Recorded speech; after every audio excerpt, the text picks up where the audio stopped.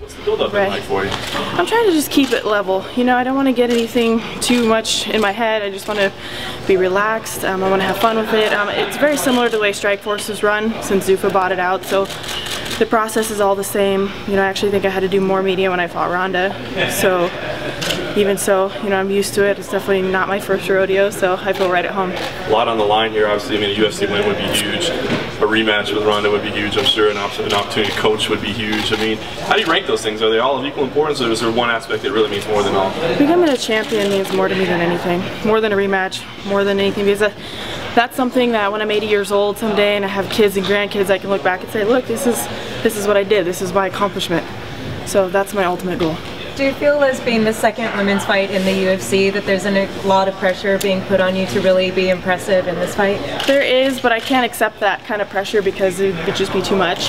I realize there's going to be a lot of eyes on me, but I really feel like if I just go out there and fight my hardest, that it'll be an impressive performance and an impressive win.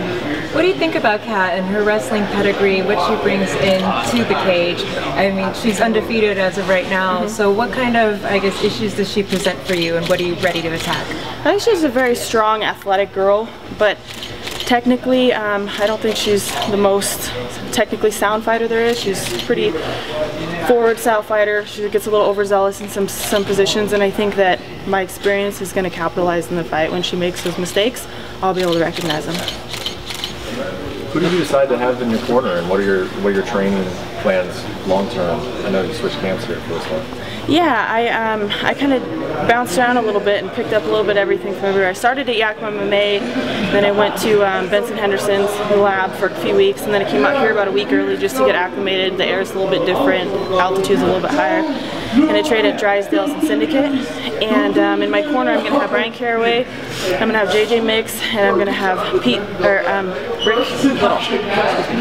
Rick Little. When I last spoke to you, actually, you said that you were going to take a year off. It was right around the time of the Kedzie fight, and you were in Brazil at that time. Were you in Brazil to actually work on any aspects of your fight game, and what happened to taking that year off? Did you just get the call from the UFC and decided to call it a short visit?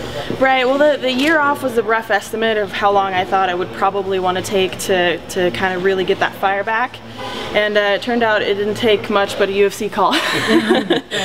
So, you know, when I got that call and that opportunity, I was like, boom, a match lit right inside me, and I was like, all right, the fire's back. You know, this is a huge opportunity. This is what I've been waiting for. And, you know, I'm so excited to be here today.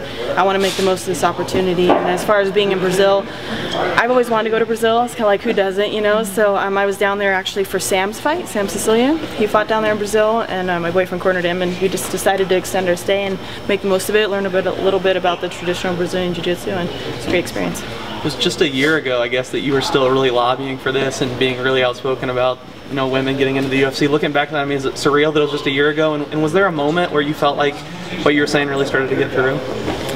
Yeah, it is surreal. I can definitely admit to that. I didn't expect it to come so soon, but I did believe in women's MMA, and I believed that someday it would be here in the UFC. I thought it was probably still another year out from now, but things move really quickly, and I think we're ready for it. And I think that everyone's going to be really surprised with the turnout. I think we're going to have a lot of women coming and trying out for the next Ultimate Fighter. I know you're probably sick of hearing about this and seeing this, but Dana says, I mean, the turning point was when you fought Ronda, and he saw that, and that really opened his eyes.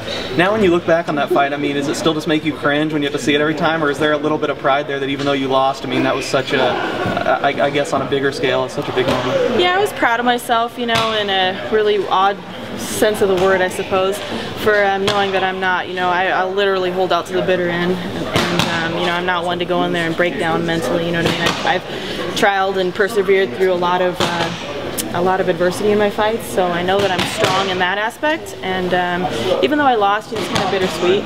I don't think necessarily, you know, that was the fight for me to win. I think this is the fight for me to win, and I think the fact that I lost to Ronda the first time leads to a bigger fight now and a bigger opportunity. So I think everything happens for a reason. When one door closes, another opens.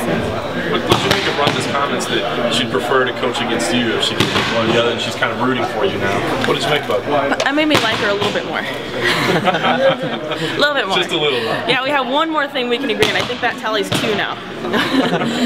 No, but yeah, I mean, she knows that we have a good rivalry, and I think it will make good for good publicity, good TV. I think everyone would love to see that, and I think it's perfect. Her and I, you know, it's like coaches against each other or teams against each other, and then a rematch.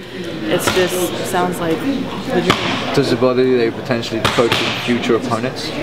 Not at all, actually. You know, I really was thinking about that. I think I would learn more about those girls coming into the division than they would learn about me.